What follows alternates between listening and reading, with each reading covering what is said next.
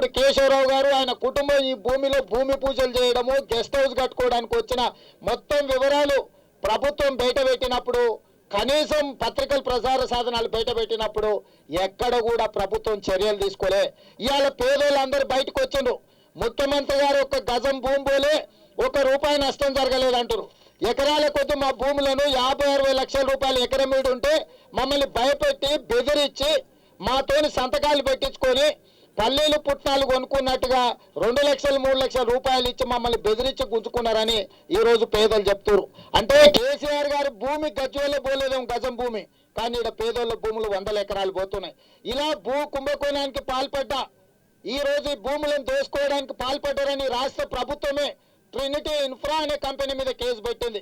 అందులో ఉండే డైరెక్టర్లు పార్థసారథి శర్మ గారి ఇద్దరిని అరెస్ట్ చేసి జైలుకు పంపించారు. వాళ్ళు బెయిల్కు పోతే హైకోర్టు తిరస్కరించింది. తక్షణమే వాళ్ళు సుప్రీంకోర్టులో కేసు వేస్తే కనీసం రాష్ట్ర ప్రభుత్వం కేవీఐట్ వేసి వాళ్ళ బెయిల్ని అడ్డుకోవాల్సింది పోయి బెయిల్ కోర్టులో వాదనకు వచ్చినప్పుడు ప్రభుత్వం తరఫున అడ్వకేట్ జనరల్ను నియమించాల్సింది పోయి నిన్న రాష్ట్ర ప్రభుత్వం అసలు అడ్వకేట్నే పెట్టలేదు అక్కడ. అంటే ఈరోజు ఈ రాష్ట్ర ప్రభుత్వం ముఖ్యమంత్రి గారు పదే ముఖ్యమంత్రి కార్యాలయంలో ఈ భూ కుంభకోణం గురించి సమీక్షిస్తున్నాడని చెప్పి పత్రికలలో ప్రసార సాధనాలలో తాటికాయంత అక్షరాలలో వచ్చినాయి. ముఖ్యమంత్రి కార్యాలయంలో ముఖ్యమంత్రి గారి కుంభకోణాన్ని సీరియస్ గా తీసుకున్నారు. అందరూ పని పడతారు, ఎవరేం మాట్లాడాల్సిన అవసరం లేదు. ఇవాళ ముఖ్యమంత్రి గారు అన్ని చర్యలు తీసుకుంటున్నారు, ప్రతిపక్షాలు ఏం పని లేక మా మీద ఆరోపణలు చేస్తున్నారని హరీష్ రావు గారు అన్నారు. నేను అడుగుతున్నా ఈ రోజు హరీష్ రావు గారిని, అయ్యా మీ ముఖ్యమంత్రి గారు ముఖ్యమంత్రి కార్యాలయం సమీక్షలో వీళ్ళ బెయిల్ సుప్రీంకోర్టులో పిటిషన్ వచ్చిందన్న సంగతి అధికారులు మీకు చెప్పలేదా? అధికారులు చెప్పినా మీరు అక్కడ న్యాయవాదిని నియమించలేదా?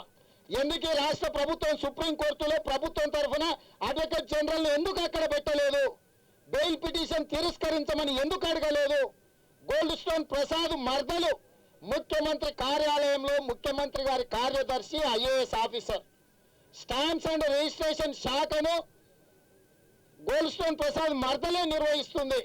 ఈనాటికి మీరు ఆ అధికారిని బదిలీ చేయలే, ఈనాటికి అధికారి మీద చర్యలు తీసుకోలే.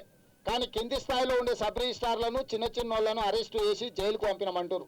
నేను అడుగుతున్న చిన్న అధికారుల మీద వేటేసి ముఖ్యమంత్రి కార్యాలయంలో ముఖ్యమంత్రి కార్యదర్శి అయిన గోల్డ్ స్టోన్ ప్రసాద్ మర్దల్ను ఈ రోజు వరకు మీరు ఎందుకు బదిలీ చేయలేదు?